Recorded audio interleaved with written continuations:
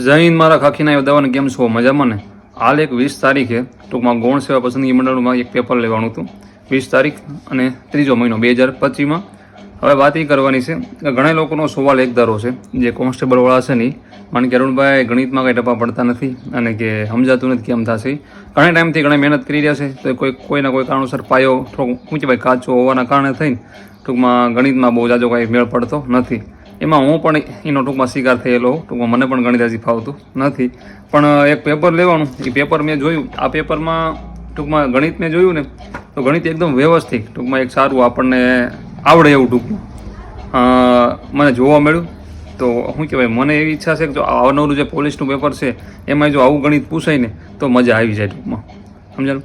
જે આ પેપરમાં મને જે ગણિત જોવા મળ્યું છે એવું એવું ગણિત આપણા પેપરમાં પૂછાય ને કોન્સ્ટેબલમાં તો બહુ જામું પડી જાય. અને તમે દાખલા તમે એકવાર જુઓ, બધા દાખલા એકદમ વ્યવસ્થિત છે. આમ શું કહેવાય, કોઈક એવા દાખલા હતા કે જેને એ ન આવડે. બાકી મોસ્ટ ઓફ જેને ગણિત વ્યવસ્થિત કર્યું હોય એને આવા દાખલા તો હળવળવા તો બધાને આવડી જ જાય.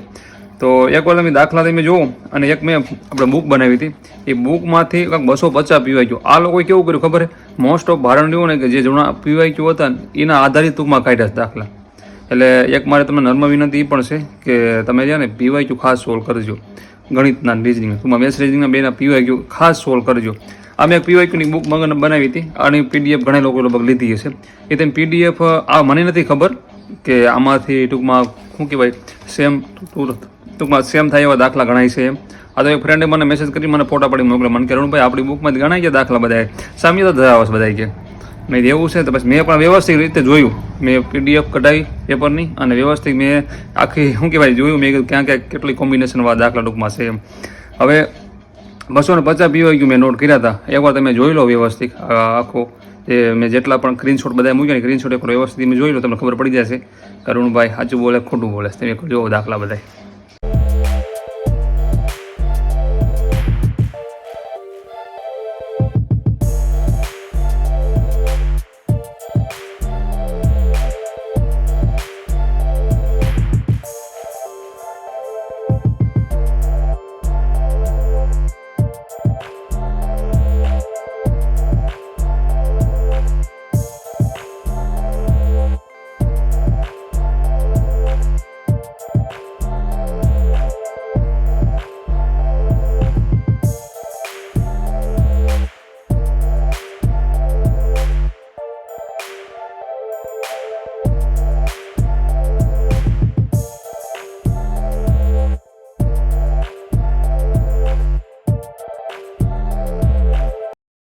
હવે વ્યવસ્થિત તમે દાખલા તો જોઈ લીધા, તમે જોયા ને કઈ રીતના પૂછવાના છે બધા. એટલે હું તમને ખાસ એક અપીલ કરીશ કે તમે રહ્યા ને પીવાય ખાસ સોલ્વ કરજો જૂના બધા જે રહ્યા નહીં. અને આમાં તમે જોજો કે કેવા કેવા ચેપ્ટરમાં પૂછવાનું છે, એવા એવા ચેપ્ટરમાં વધારે આપણે ભારણ દેવાનું ટૂંકમાં. અને આપણી આશા એવી છે કે કોન્સ્ટેબલનું પેપર નીકળે એમાં પણ કંઈક આ રીતના જ મેથ્સ રીઝનિંગ હશે એમ. અને તમે જો કોઈ મેથ્સ રીઝનિંગ બુકમાં ન બનાવી હોય ટૂંકમાં પીવાય મારા 250 પીવાય છે. આ પીવાય તો બધાને મળી રહે ગમે નથી, પણ આ પીવાય કેવા ખબર 250 સોલ્યુશનવાળા છે.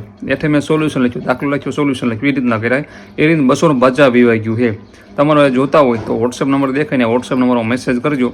એ આપણા ફ્રેન્ડ હેડલ કરે છે વોટ્સએપ અને મેસેજ કરજો ભાઈ પીડીએફ જોઈ છે. પણ એ પહેલાં જે તમને દેખાય ને સ્કેનર એમાં તમારે 21 રૂપિયા પે કરવાના છે. એટલે તમને આની પીડીએફ વોટ્સએપમાં મળી જાય. ડાયરેક્ટ તમારે સ્ક્રીનશોટ 21 રૂપિયાવાળો નાખવાનો હોય.